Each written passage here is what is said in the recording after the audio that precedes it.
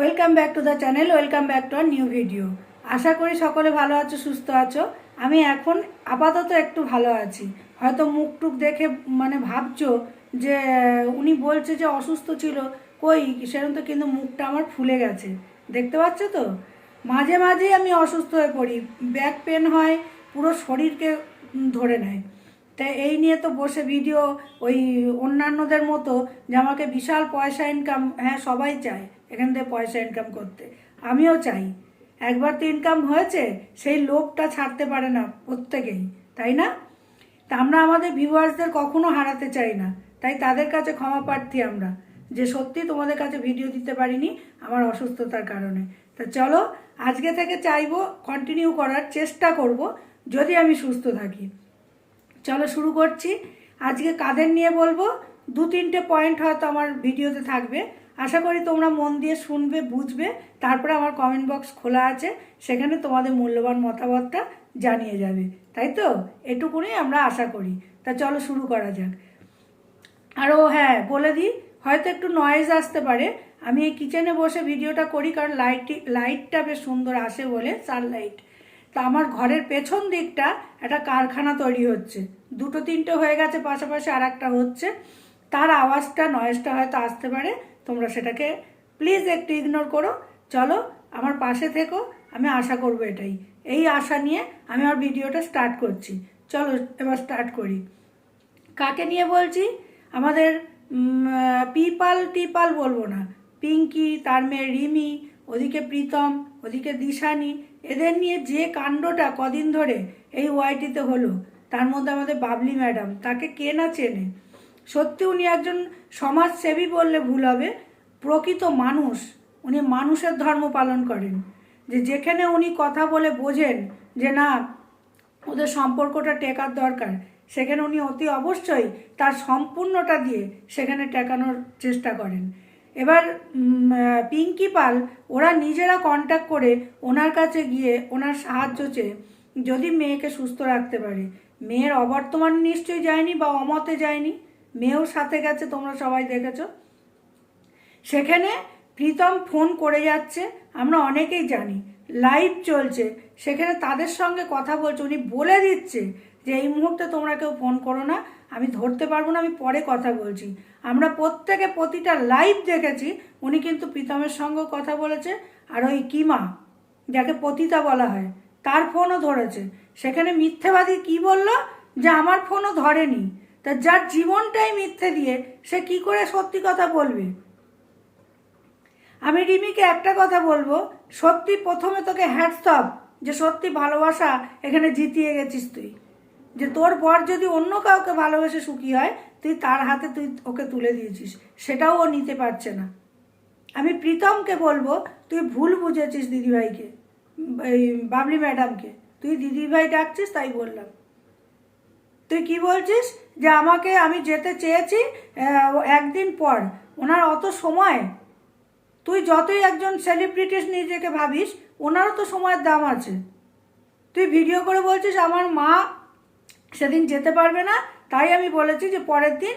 আর ওই দিদিকে, কৃষ্ণনগরের দিদিকে, কিমা দিদিকে বলেছি, ও স্যার কেন রে, আজকে তোর কি মাথায় একটুকু বুদ্ধি নেই? এই করে করে তোদের সংসারটাকে উনি নষ্ট করলো। ওনার এটাই ধান্দা, একটা করে ঘর ধরবো, নিজের ইনকাম বাড়িয়ে নেবো, নিয়ে তাদের সংসার মরুগ্গে যাক। আজকে রিমি ওর নামটা নিয়েছে বলে খুব গাত্রদাহ, কি না বলেছে,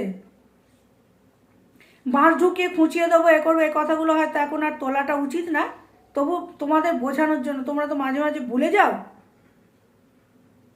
তো সেখানে কেন নাম নেবে না? ওরা তো পদে পদে পাল্টি খায়। আমাকে তোমরা বলবে যে যারা এত কিছু বলেছে আমরা বলিনি, আমি সেই সময় কন্ট্রোভার্সি কি, কাকে কি কতটুকুনি বলতে হবে এগুলো জানতাম না, নতুন ঢুকেছি ভিউজের লোভে। তখন আমি কি না পিঙ্কিকে বলেছি, তখন পিঙ্কিও অত্যাধিক শুরু করেছিল, আমি ভেবেছিলাম যে মেয়েটাকে সংসার ও করতে দিচ্ছে না, সেটা তো ভুল। মেয়ে ওখান থেকে মাকে জানাতো যে আমাকে এইভাবে অত্যাচার করা হচ্ছে, মা সেখানে মেয়ের মা আমরা। আজকে হয়তো বলবে তোমার মেয়ের বিয়ে হয়েছে বলে, না, আমার মেয়ের বিয়ে হয়ে তোমরা সবটাই জানো কি হয়েছে না হয়েছে। আজ সে ওখানে আছে, এমনও কোনো সময় হতে পারে হয়তো। এখন দুনিয়াটাই এরম, মতের মিল হচ্ছে না এখনকার জেনারেশন। চাকরি বাকরি করতে দেবো বলে বিয়ে করা, যদি চাকরি করতে না দেয় তার তো কেরিয়ারটা নষ্ট হবে। জামা কাপড় পরা নিয়ে রিমির শ্বশুরবাড়ি, এরকম অনেক শ্বশুরবাড়ি আছে, জামা কাপড় পরা নিয়ে আপত্তি। একটা মেয়েকে মা বাবা মানুষ করে তোলে যেভাবে, সাথে সাথে গিয়ে সে চেঞ্জ হতে পারে? আমরা পেরেছি? তাহলে আমাদের বড়েরা যদি আমাদের সঙ্গে মানিয়ে নিয়ে বা আমরা তাদের সঙ্গে মানিয়ে নিয়ে থাকতে পারি, তাহলে আমাদের মেয়ের বড়েরা কেন পারবে না?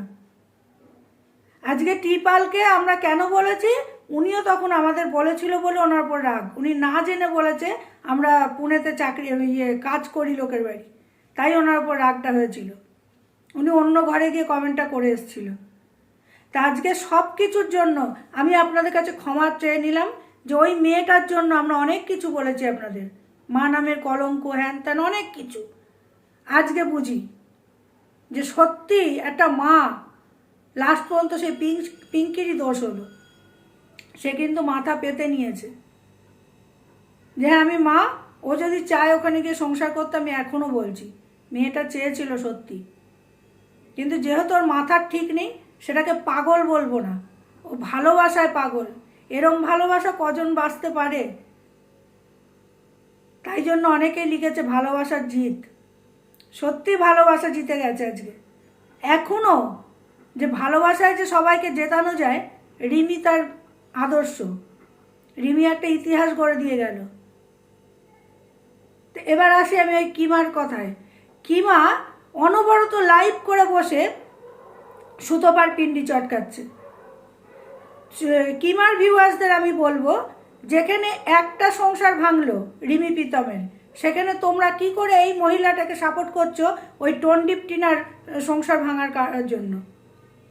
ওরা কি বলেছিল সব ভুলে গেছো? ওই টন্ডিপ যে চর্চায় আসতে হবে আমাদের, আমাদের টিনু কথা বলেছিল।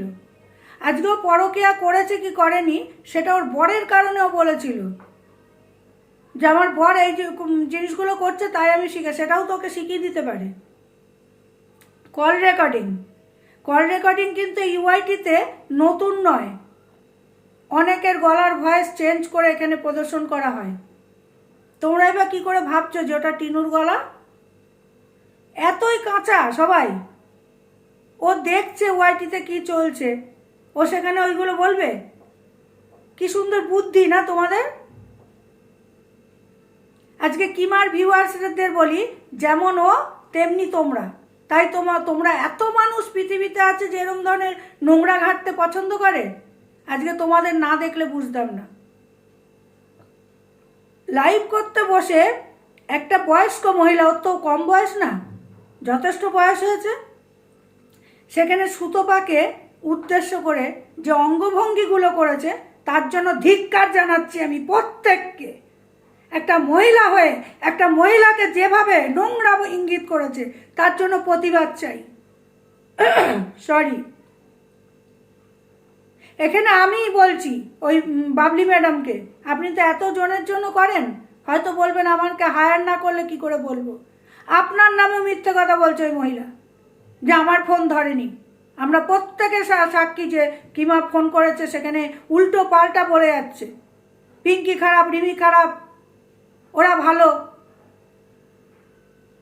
তোর মেয়ে যে ধরা পড়েছে, তুই সে কৈফিয়ত কাকে দিবি? তুই কি ভাবছিস সুতপা মিথ্যে বলছে? অনেকের কাছে খবর আছে, দেখতে চাস? তোর মেয়ে বাইরে আগে চাকরি করতো, পড়াশোনা করতে হতো কলকাতা, ওখান থেকে কোথায় কোথায় কি করে এসছে তুই জানিস? তুই তো তখন আমাদেরও বলেছিলি প্রমাণ যদি দিতে পারো আমি ভাববো আমি মা হয়ে কিছু জানি না। তুই ওয়াইটির সব থেকে নোংরা জানোয়ার মহিলা, তুই ওদিকে ডেবরি, তোদের মুখে কিচ্ছু বাজে না। তোরা ভাবিস ওইসব বলেই ভিউয়ার্সের আটকাবো, আর তেমনি ভিউয়ার্সগুলো হয়েছে তোদের। তোকে যদি তোর ভাই দেখেছিস তাকে দিয়ে বললে গায়ে লাগে।